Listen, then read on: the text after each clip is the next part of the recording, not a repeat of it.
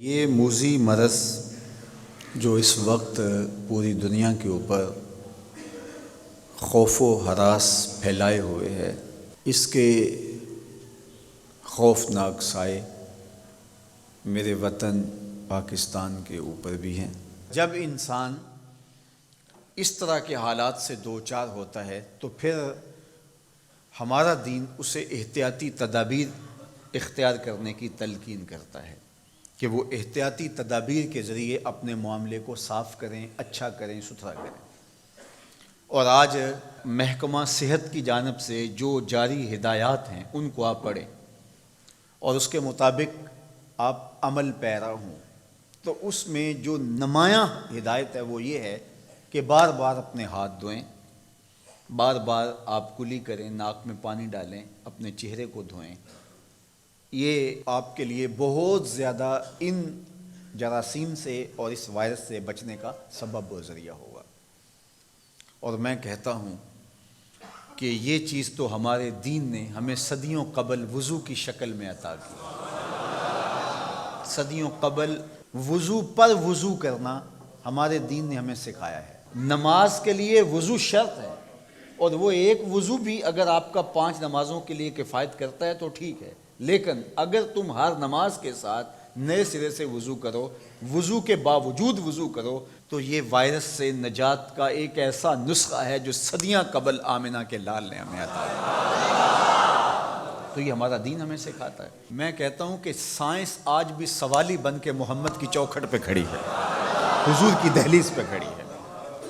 دوسری بات، جب وبائیں پھیلتی ہیں، بیماریاں پھیلتی ہیں تو انسان متاثر ہوتے ہیں، تو اس عقیدے پر کبھی بھی ضعف نہ آنے پائے کہ کل من عند اللہ، جو کچھ ہوتا ہے وہ اللہ کی طرف سے ہوتا ہے۔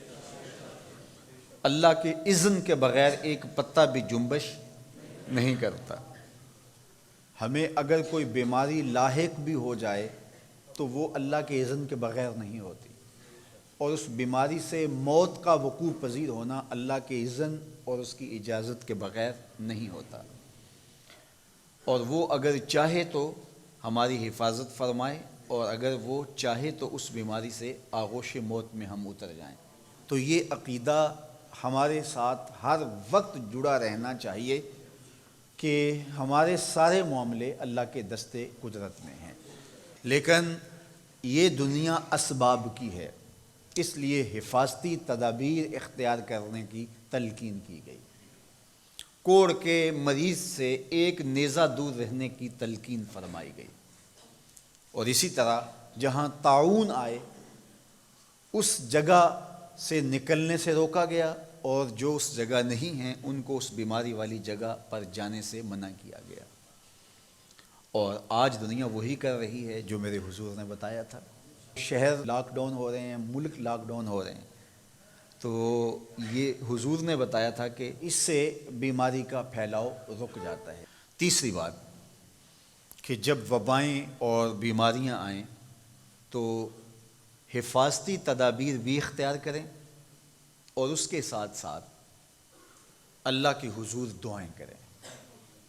مختلف بیماریوں کی معصور دعائیں احادیث میں موجود ہیں جو آج سوشل میڈیا کے ذریعے آپ تک پہنچ رہی ہیں۔ حضرت امام شافعی علیہ رحمہ اپنی ساری زندگی کا خلاصہ اور نچوڑ بیان کرتے ہیں۔ ما رأیت انفع للوباء من التسبیح، فرماتے ہیں کہ جب وبائیں پھیل جائیں تو اللہ کی تسبیح سے بہتر اس کا علاج کوئی آج تک میں نے دیکھا ہی نہیں۔ جب وبائیں پھیل جائیں تو اللہ کی تسبیحات کے کلمات بولو تو وبائیں تمہارا نقصان نہیں کر سکتی۔ اور حضرت سیدنا عمر رضی اللہ تعالی عنہ فرماتے ہیں کہ لو نزلت صاعقۃ من السماء ما اصابت مستغفرا، آسمان سے بجلیاں بھی گرنے لگیں تو جو استغفار پڑتا ہے اس کو کوئی گزن نہیں پہنچے گا، اس کو کوئی نقصان نہیں پہنچے گا۔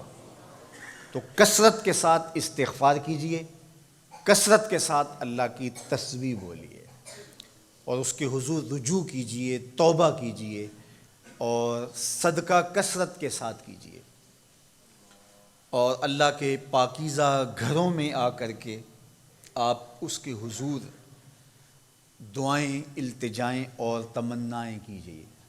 حضرت محمد بن عبد الرحمن القرشی فرماتے ہیں کہ 7ویں صدی ہجری میں مصر میں ایک طاعون پھیلا جس سے اموات ہونے لگی اور روز جنازے اٹھتے تھے۔ لوگ گھروں میں تھے تو بیماری گھروں پہ دستک دیے بغیر داخل ہوتی تھی اور جنازے اٹھتے تھے، لوگ پریشان ہو گئے۔ تو کہتے ہیں جب حالات قابو سے باہر ہو گئے تو ہم اپنے بچوں کو لے کر، اپنی بیویوں کو لے کر اللہ کے گھروں میں پناہ لی۔ تو کہا جب اللہ کے گھروں میں ہم نے پناہ لینا شروع کی تو اللہ نے ہماری حفاظت فرمائی۔ تو مسجدیں اللہ جل شانہ کے پاکیزہ گھر ہیں، اور مسجدوں کے اندر اس کے حضور آ کے رجوع کریں، گڑ گڑائیں، معافی مانگیں۔ یہ موقع خاص طور پہ غرباء کی اعانت اور مدد کا ہے۔ امراء تو 2 3 مہینے کا راشن گھر میں لا کے جمع کر کے بیٹھ گئے، لیکن دوسری جانب وہ غرباء، وہ لوگ جو روز کی روٹی کماتے ہیں اور روز اپنے بچوں کا پیٹ بھرتے ہیں، اب جب روزگار بند ہوئے اور ملک میں لاک ڈاؤن ہو گیا تو ان کے لیے وہ اسباب، وہ ذرائع رزق کے حصول کے بند ہوئے، تو وہ بھوک سے اگر مر جائیں تو یہ اس وائرس سے زیادہ دردناک وائرس نہیں ہے، چونکہ لوگوں کو وہ وائرس نظر آتا ہے جو میڈیا دکھاتا ہے۔ تھر کے اندر کتنے لوگ بھوک نامی وائرس سے مر رہے ہیں۔ اس لیے صدقہ و خیرات کیا جائے، معصورہ دعائیں پڑھی جائیں، خوف زدہ ہونے کی بجائے حفاظتی تدابیر اختیار کی جائیں، اور کثرت کے ساتھ استغفار کیا جائے، اور کثرت کے ساتھ اللہ کی تسبیح پڑھی جائے، تو انشاءاللہ اللہ ہماری حفاظت فرمائے گا۔